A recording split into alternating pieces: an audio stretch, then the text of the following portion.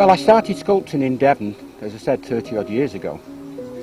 And many years ago, we used to come to Bickleigh to go down to the Bickleigh mill. And so it was an ideal place, and it's a beautiful place, absolutely beautiful. But it took us probably about 10 months to actually find the situation which we're in now. And it's just really what brought us to the valley is the beauty. I think the way that my work fits so well into the garden, and this has come back to me, this is feedback from people that view my work, come to the garden and view my work, and I think what it is that people say to me, do you know, John, you actually look at your work in the garden and it feels as though it's always been there, as though it lives in the garden. It's not placed in the garden, it lives in the garden, and I think that's the relationship. And also my work is very simple, there's not a lot of fuss, so it doesn't actually take over from the beauty of the garden, it lends itself to it. I started as, well, I used to paint and model like all children do at school, but the environment that I was brought up in, when you left school at 15, you actually got a proper job. And I was put into a trade, which was because my father was in a trade and he put me into a trade. And I went into sheet metal work. Now, you can imagine that a sheet metal worker gets flat pieces of metal and he visualises objects in 3 dimension. And you do a lot of what we call geometry and development, line drawings and things like that. And I think over the years that stayed in my head, and that when I became a sculptor, I think that all that background has come through, that the visualisation, being able to see, because I don't do preliminary drawings, I don't work from photographs, I actually draw in wire. And I think that those lines, the geometry of it, the lines which are on the pieces, is part of that. I think that's how my work developed from being a sheet metal worker and becoming a sculptor. The form comes from the piece itself. As I'm actually working it, it will develop. So what I'm going to do now is I'm going to start welding in small pieces of wire in here, because the frame is there, the outside shape is there, but what I've got to do now is make it more rigid. So I'm first going to start welding in some small pieces of wire. Once the frame has been assembled, the next stage is to cover the frame with masking tape, because the masking tape is, if you can imagine, is only there as a skin to fill in the gaps. So once I've covered the whole piece with masking tape, the next thing then is to cover it with polyester. The polyester then will be applied over a period of time in very thin sections until I get to this here. And once I've got the piece smooth, the next thing to do is to actually work the surface with a piece of sandpaper.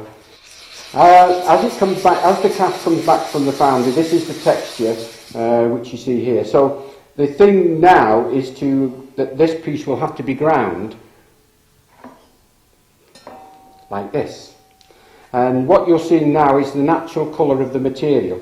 But this has only had a first sanding. There are probably 20 other processes that go through, and engraving textures which I need to do to bring out different movements I want in the work. Once the piece is then finished and ready for patination, it is then patinated. Patination is changing the natural colour of the material with different acids. The animals or the people, anything I actually do has to be in my head. And it's not like a picture, as you might say, a single frame picture. What it is, it's a moving. Every animal that I do, or every person that I do, I actually try to live that. It might sound funny, really, but it's an ongoing thing. You get, like, say, for instance, the foal scratching at its leg, and the next minute it'll be skitting away. That's the picture I've got to have in my head for it to come alive. And I think that is why I'm able to get the movement, because you're thinking potential movement as well as the actual movement. It's almost as if you touch the soul of the creature. Yes, that's what I'm after. I'm trying to get to the essence, to the soul, capture different moods, a different mood for a different piece.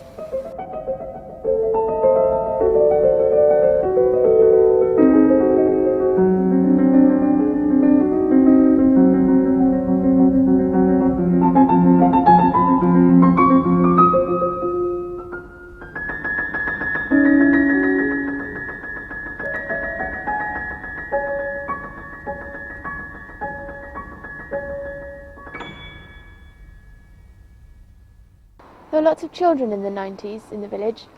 I can remember reading the Bugle and acting in the Christmas show. Yet the fabric of the place still seems to have stood still. The buildings are in much better condition. I'll show you how I see Bickleigh.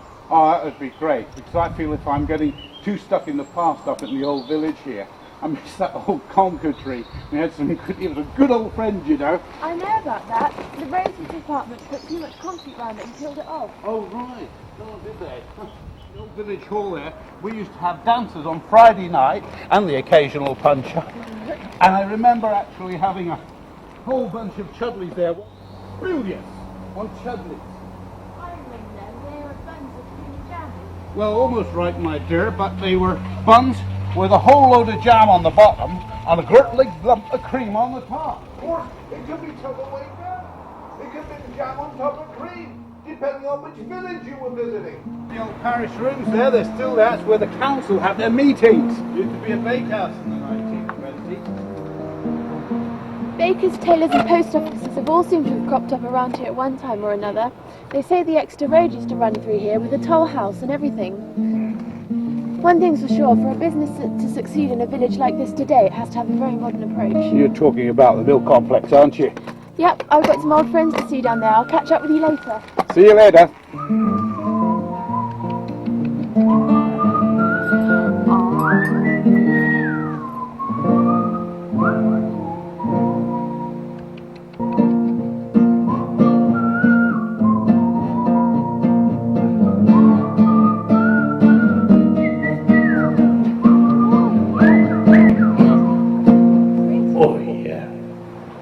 Hi, you guys. Just like the old days, the millers in full operation these days. Yeah, but in 1851, there was a miller, his wife and family, 3 millers, working for him, a miller's apprentice, and a wagoner. So I bet there's more people working here today. I bet you're right.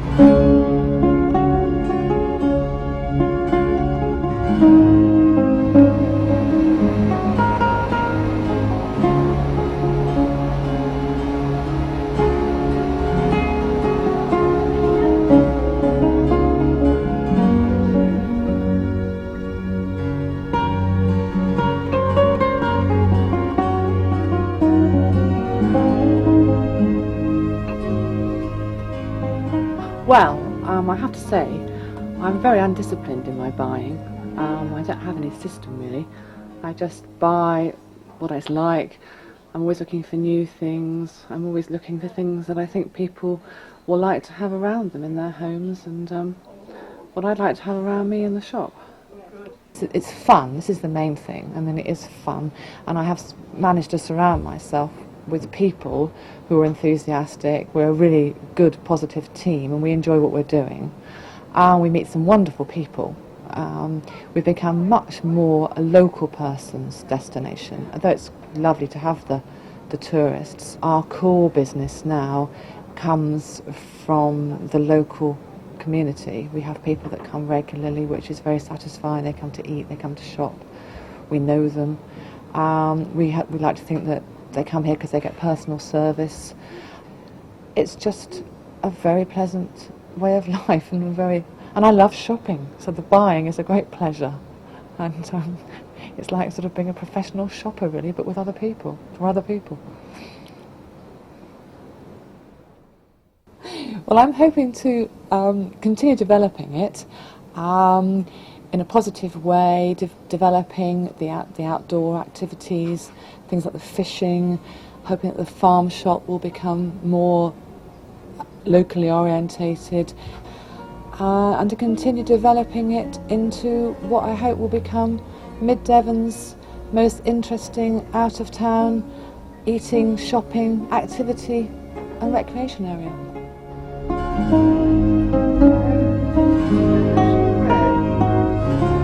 I've known Bickleigh all my life, having lived in the area, and it's always been quite a special place. And I think we're quite privileged in that we can open this farm shop within the mill, which would have been at the heart of the village a long time ago. So it's only right, in a way, that people are coming back to the mill, and it gives them a good reason to come and support local industry, local producers, like the Earlstone wine, which is grown just across the road, and for people in the village who want a book of stamps or a pint of milk. We've got all that here.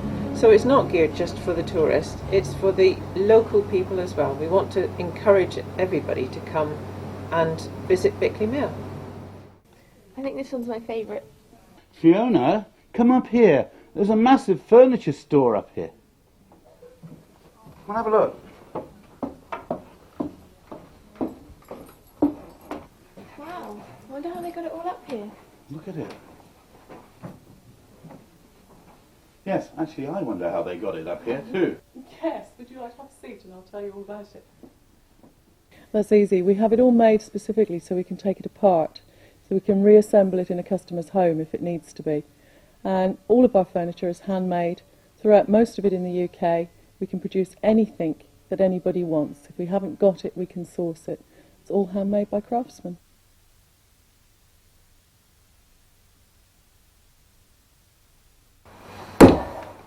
Fiona, do you want to see your pot thrown?